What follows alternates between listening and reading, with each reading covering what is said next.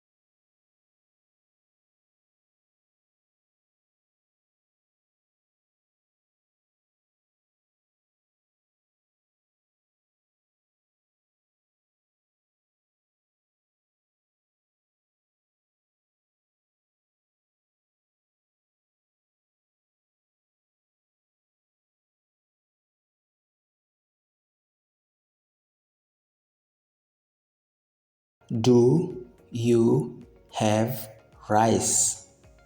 Do you have rice?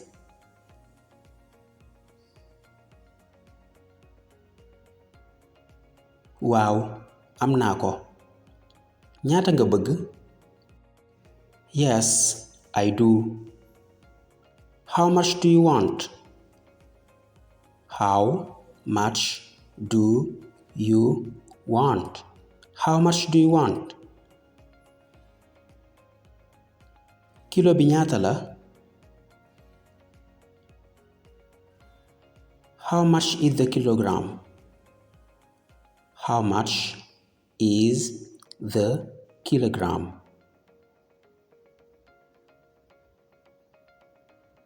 Kilo bi juróom-ñett fukk la. It's 400 the kilo. It's 400 the kilo.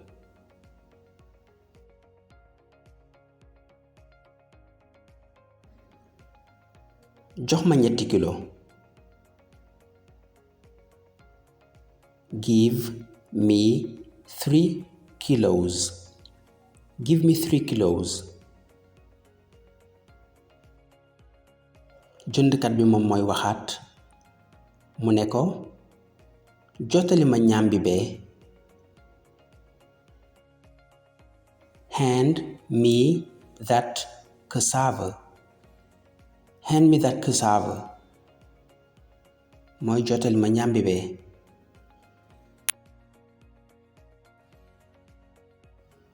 kan mooy jaay jën yi?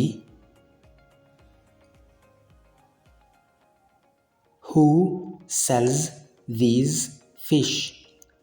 Who sells these fish?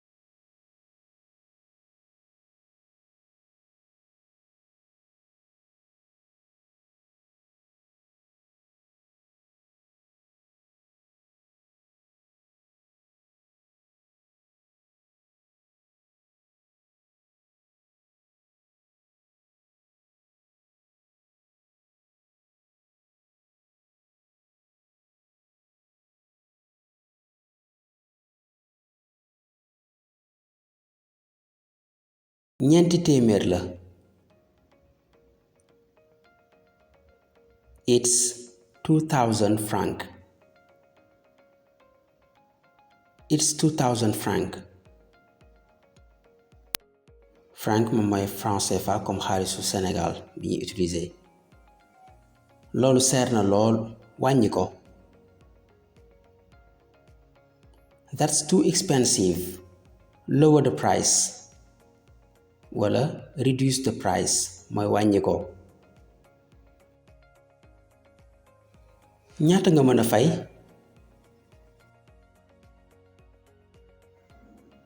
How much can you pay? How much can you pay? ñaata nga mën a fay?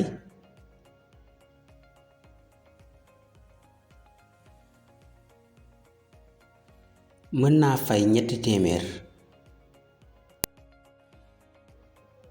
I can pay 1500.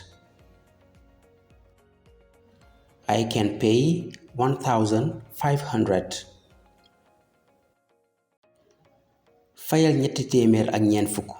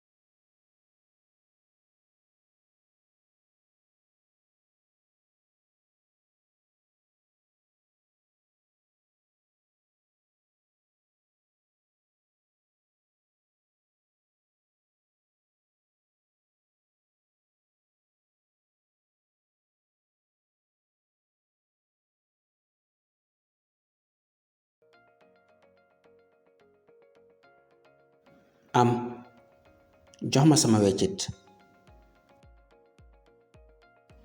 Here you are. Give me my change. Here you are. Give me my change.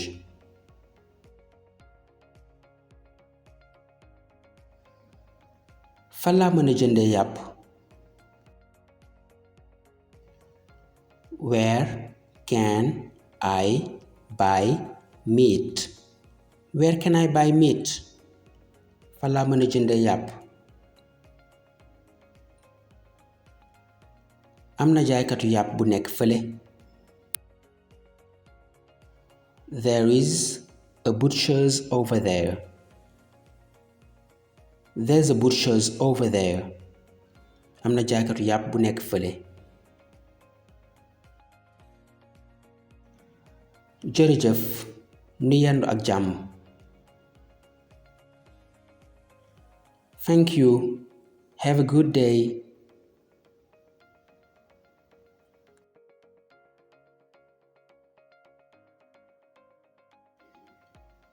Ba beneen yoon.